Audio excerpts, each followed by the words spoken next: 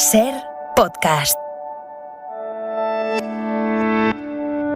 La Ventana, en Ser Podcast.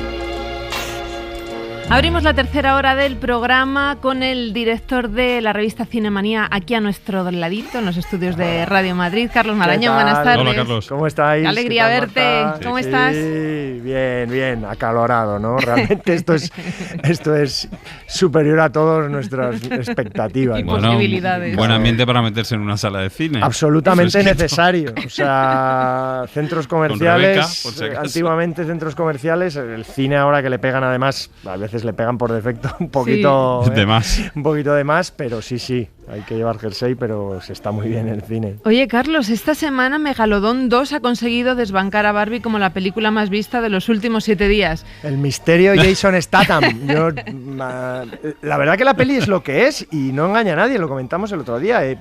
O sea, que el que busca acción, pasar un rato sin pensar en nada, que te coman unos peces milenarios venidos de la, ¿Quién no de la busca prehistoria, pues es que es eso y está bien hecha. Fíjate, yo he revisado con mis hijos la primera y es que, bueno, pues es que funciona muy bien. Tienen cogido el truco, eso es Hollywood puro, es puro. Claro. Pero está bien hecha, ¿no? Yo vi el tráiler y... Sí, está bien, adrenalina pura y bueno, sustos submarinos y bien, incluso y para una todos pequeña los públicos crítica para todos los públicos, bueno, quizá los más pequeños no, pero porque hay sustos XXL, pero con alguna pequeña crítica pues a corporaciones que van contra el medio ambiente, tal, o sea que bueno, o sea, con mensaje. Sí, cierto toque así, ¿no? No nos moverán, pero no me sorprende que tenga esa taquilla, ¿no? O sea, que ya una vez han hecho la segunda, ¿no? Dices, esto es por algo, ¿no? Claro, Esto es porque funciona. Y no hay 2 sin 3, ¿no? Pues, probablemente. Ahora. Visto lo visto, además, sí. Venga, vamos con los estrenos de esta semana.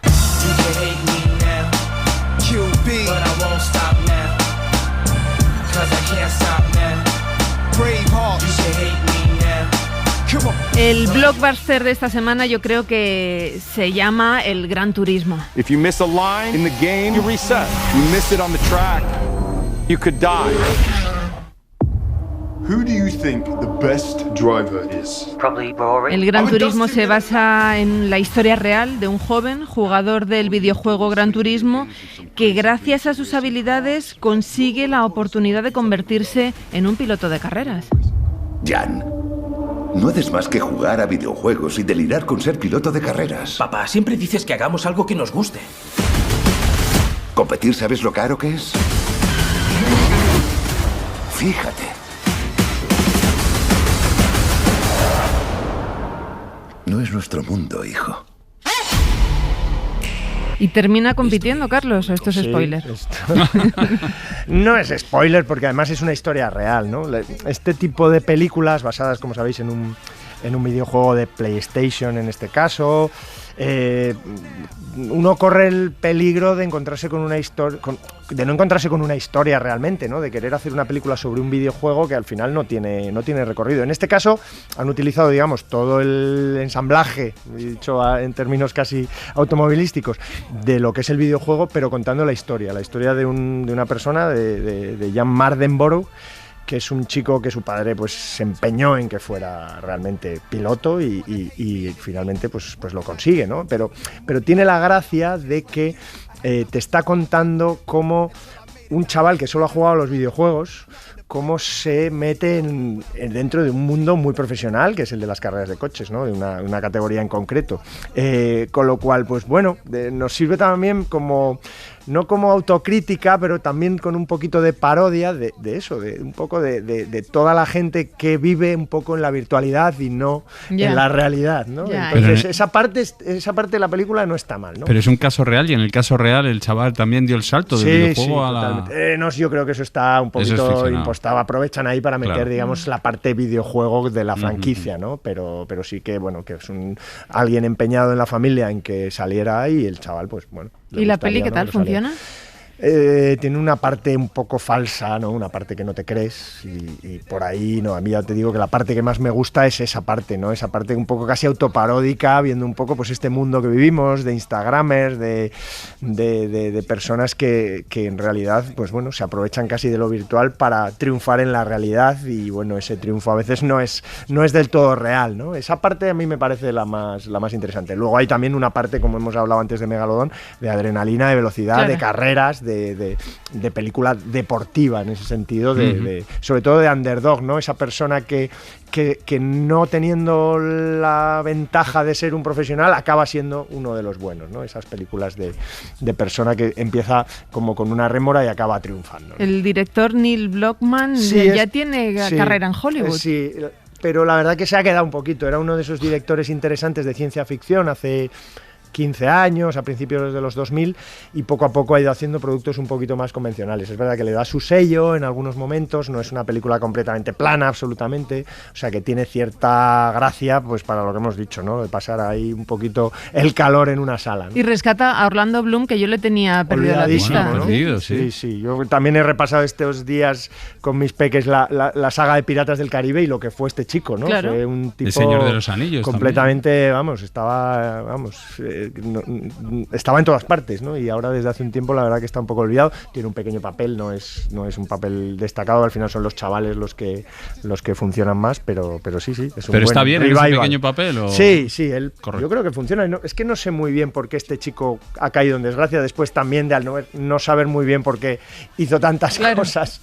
Esas cosas de que estás arriba de la ola y abajo. Ni tanto ni tampoco. Exacto. Vamos al siguiente estreno.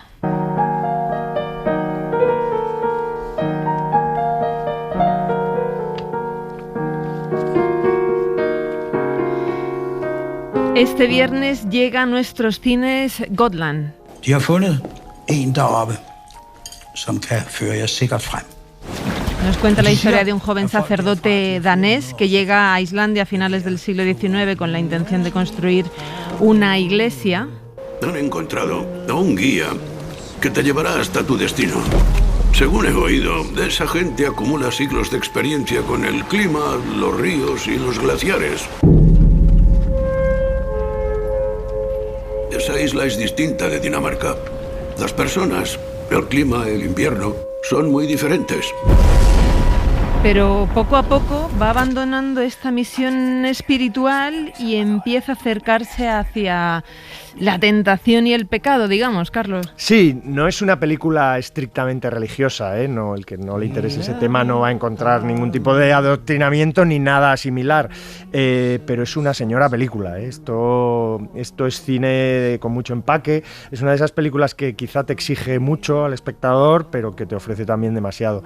Estéticamente, fíjate que la película viene de unas placas fotográficas del siglo XIX que se encontraron en Islandia perfectamente conservadas en esos climas, y a partir de ahí ha hecho una película casi como de orfebre en imagen, y luego el tema pues es un tema contundente, ¿no? Como decimos, es un religioso que llega a Islandia y hace un viaje, es casi como una especie de western no violento en el sentido de los tiros, pero sí que violento en cuanto a lo que te ofrece y lo que te demuestra, el choque de una tierra completamente árida, muy, muy, muy, muy potente visualmente además, y que es una experiencia casi física la que tiene el protagonista, pero también mental, porque bueno, pues al ser un religioso la verdad que es un choque potente. A mí me recuerda un poco no sé si os acordáis de Silencio, una película de Scorsese hace unos años, que no tuvo éxito porque era también de unos misioneros en Asia, en el siglo XVI, era complicada, tenía un reparto muy bueno,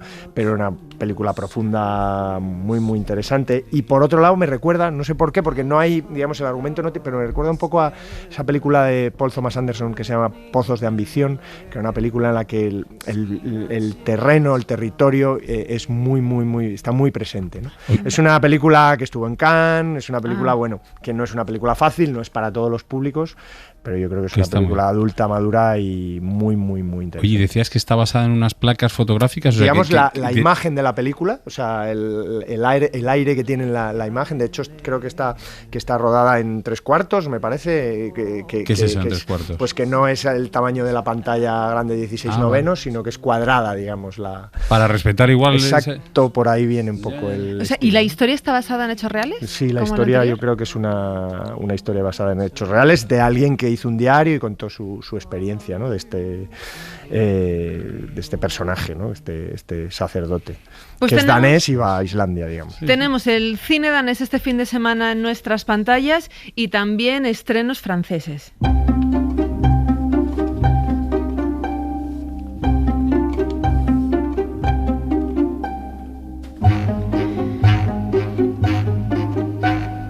El estreno de cine francés que decimos que llega esta semana se llama Pequeños Grandes Amigos. Es una comedia que explora las diferencias generacionales de un grupo de niños que tiene que compartir comedor con los ancianos de una residencia. Alors, Marguerite, ça va? Que dalle. Bon, vous avez la forme. Ah ben c'est là, t'étais pas tenu? Sí, sí, mais sous-effectif. La versión original, ahora la doblada. ¿Cómo estás, Marguerite? ¡Cabrón! ¿Oh?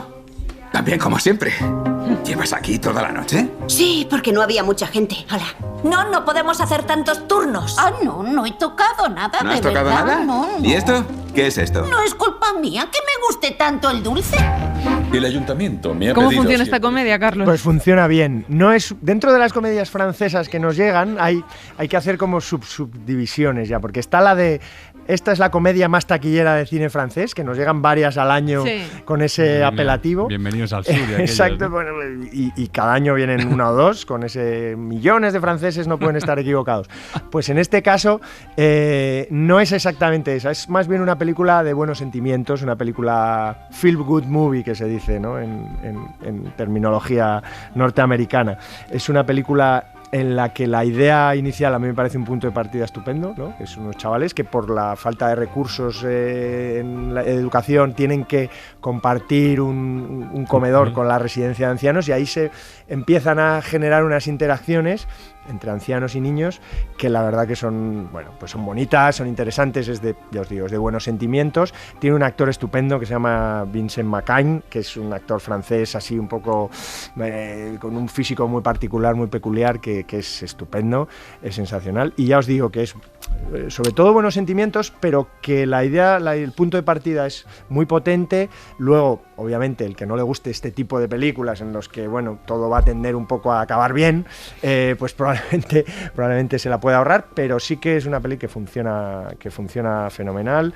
Tiene una parte además que está rodada en tipo documental, que tiene ese mensaje como, a ver, necesitamos recursos para la educación y también para las residencias, o sea que por ahí siempre se le pueden sacar Eso te iba a preguntar, que dices que es una comedia, pero entiendo por el tema que trata, pues que igual quizá también haya, ¿no? Hay mensaje, ¿no? Y sobre todo que está rodada, probablemente hay gente que diga, oye, es muy plana, ¿no? Porque pretende ser cinema realista, ¿no? Cinema verité, un poco que plantea la cámara y lo que suceda es lo que quiere transmitir, ¿no? Cine danés, cine francés y cine argelino.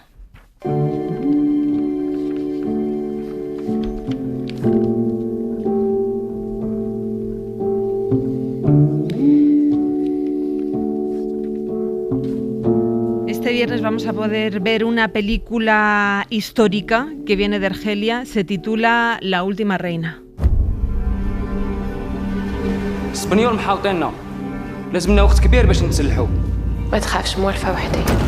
Y nos cuenta la lucha de la reina de Argel que busca vengar la muerte de su marido, el rey Salim.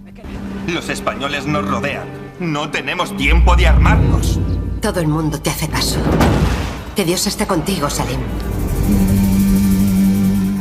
Llamemos a Luz. Es la única solución. ¿Me llama la atención un estreno argelino? ¿Es por ignorancia pura? ¿O? No, totalmente, ¿no? Yo diría que en esta peli hay dos milagros. Una película argelina.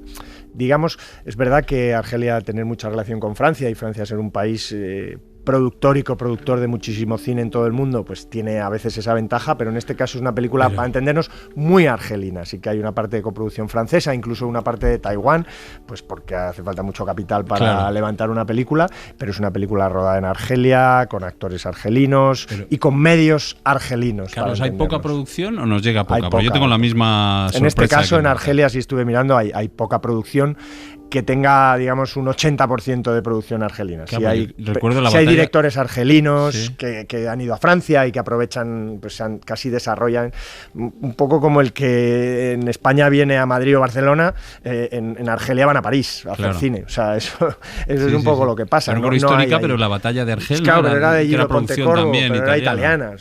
Era coproducción. Claro, estaba rodada como se podía allí, pero en este caso sí, está rodada con equipo de producción y os tengo que decir, y aire de producción un poco de otro tiempo. Ajá. Pero ese es parte del encanto, es casi una película de corte, está rodada casi toda en interiores, es como una especie de ajedrez, digamos, de lucha de poderes con ajedrez, y luego el otro milagro, aparte de que sea una película argelina, es que hay una mujer muy potente, un personaje muy dominante, que es esta Zafira, la mujer del rey, que se convierte cuando le pasa algo al rey, se convierte ella en la protagonista del relato, ¿no? Y eso yo creo que está bien traído, sobre todo porque es una película hecha en Argelia, sobre todo para ser consumida en Argelia, no es una película para ser consumida, digamos, fuera, ¿no? Internacional. Es una comida porque tiene un toque nacionalista, eso está claro, los españoles ahí somos los malos, está ambientada en el siglo XVI, cuando pues los españoles cada 2 por 3 conquistábamos y desconquistábamos y nos desconquistaban Orán, por ejemplo, Argelia y otras plazas para hacer comercio y tal.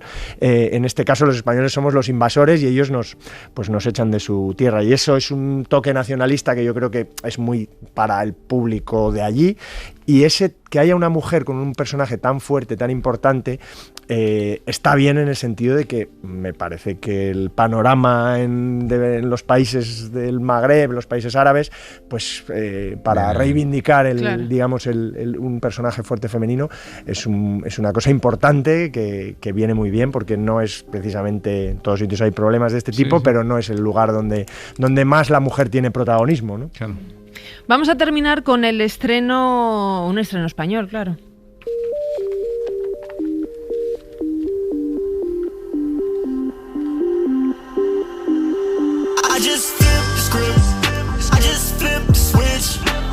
Desde este viernes se va a poder ver en la gran pantalla El hombre del saco, el origen del mito, que cuenta la historia de un grupo de adolescentes que se enfrentan al famoso hombre del saco, ese personaje de la cultura popular que ha provocado una serie de desapariciones en el pueblo de Gádor, en Almería. Y son ya 5 los casos de menores desaparecidos en los últimos 2 meses en la pequeña localidad de Gádor.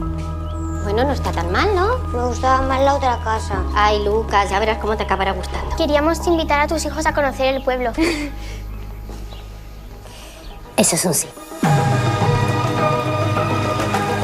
¿No te ha dicho tu amigo lo peligroso que es estar aquí? No seas coñazo, Alex. ¿Ves ese chalet abandonado de ahí? Esa es la guarida del hombre del saco. ¿Quién hay ahí? Joder, que soy su hermano mayor, tenía que haberlo protegido. Juro que lo voy a encontrar. Pues estreno de miedo para este fin de semana, Carlos. Sí, una de terror es habitual, ¿eh? También lleva mucha gente al cine en verano, el terror. Bueno, le preguntaban hace unos años a Alex de la Iglesia, cuando os acordaréis, cuando estrenó Las brujas de Zugarramurdi, le preguntaba en una rueda de prensa un periodista extranjero: ¿crees que se entenderá esta película que habla de unas brujas en Euskadi o en Euskal Herria, en Navarra? ¿Crees que eso se entenderá bien fuera de aquí? Y Alex, con muy buen criterio, le dijo: pues ya es hora de que se vayan entendiendo, porque nosotros llevamos años, décadas, viendo todos los mitos norteamericanos, las brujas de Salem, Halloween, y pues no pasa nada, porque en algún momento esto pueda ser al revés, ¿no? Y en esto la película pues está muy bien, ¿no? Que el hombre del saco, el sacamantecas, como queramos llamarle, sea protagonista y esté llevado a las calles de una ciudad española, ¿no? Lo que pasa es que, y habéis oído un poco la banda sonora, a la hora de hacerla, a la hora de presentarla, de realizarla, la película coge los elementos del cine que ya conocemos, del cine norteamericano. Yo he oído una música y os recordará Stranger Things, por ejemplo. Es verdad. Con lo cual, pues bueno, lo que gana por un lado, pues quizá lo pierde en originalidad por el otro, ¿no? No deja de ser una película de fórmula que funciona muy bien, el cine de terror para gente joven, pero ese es un poco su gracia, digamos, que es, oye, vamos a hacer algo propio con nuestros mitos del miedo, pero al final lo vamos a hacer con los elementos que ya conocemos, que son los del cine que domina siempre, que es el ¿Y quién está detrás de la película? La película la dirige Ángel Gómez Hernández, ¿no? No, sí. Segundo está Javier Botet, que es un claro. actor muy experto en estas películas de terror y Macarena Gómez es uno de los rostros también muy, muy reconocibles, ¿no? En ese sentido la película, ya os digo, responde muy bien a la fórmula y funciona, pero sí es verdad que podíamos haber encontrado, no sé, haber llevado un poquito más al extremo, ¿no? Lo de un terror propio, ¿no? Sí.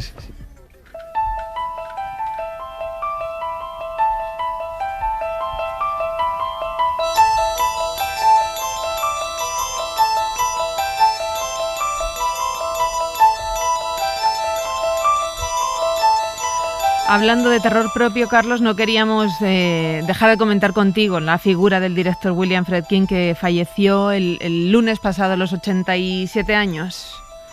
Bueno, pues un personaje imprescindible para entender un cambio en Hollywood, un cambio que viene dado por dos películas sobre todo, ¿no? Una era The French Connection contra el Imperio de la Droga, se tituló aquí, en la que encima teníamos un actor español como Fernando Rey, en el que el personaje de Gene Hackman, recordaréis, Popeye Doyle, que se llevó el Oscar, esa peli ganó 5 Oscars.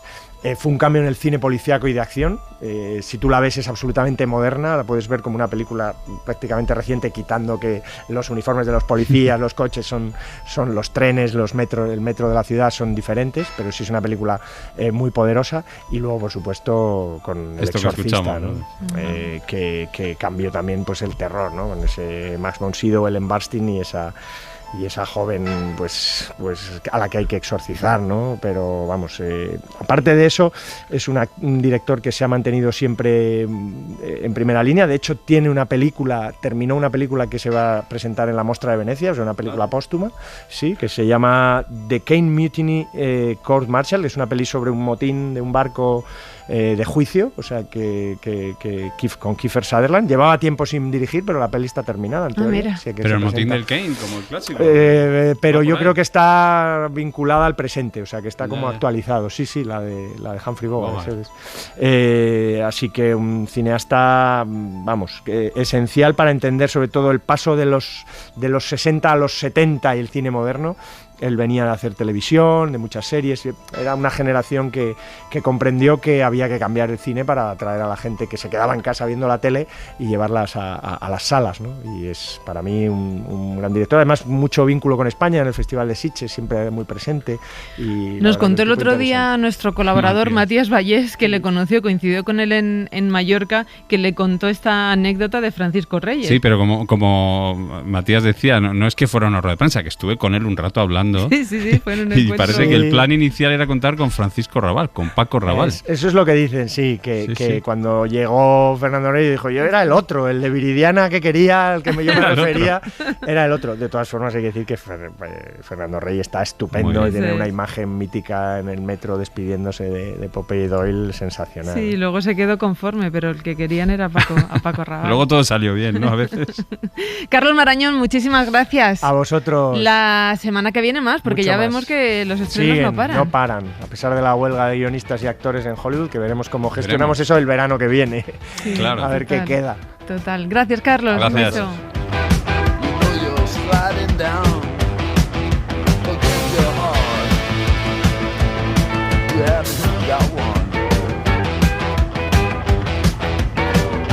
Just closing your eyes so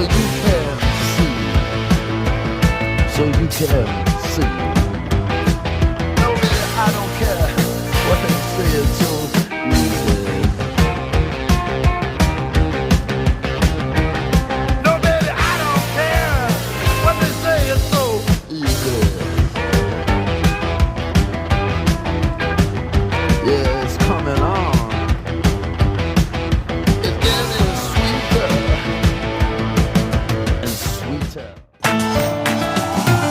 Suscríbete a La Ventana.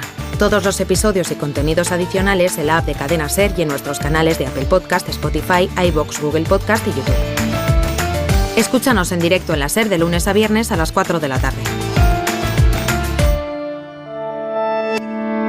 Cadena SER. La radio.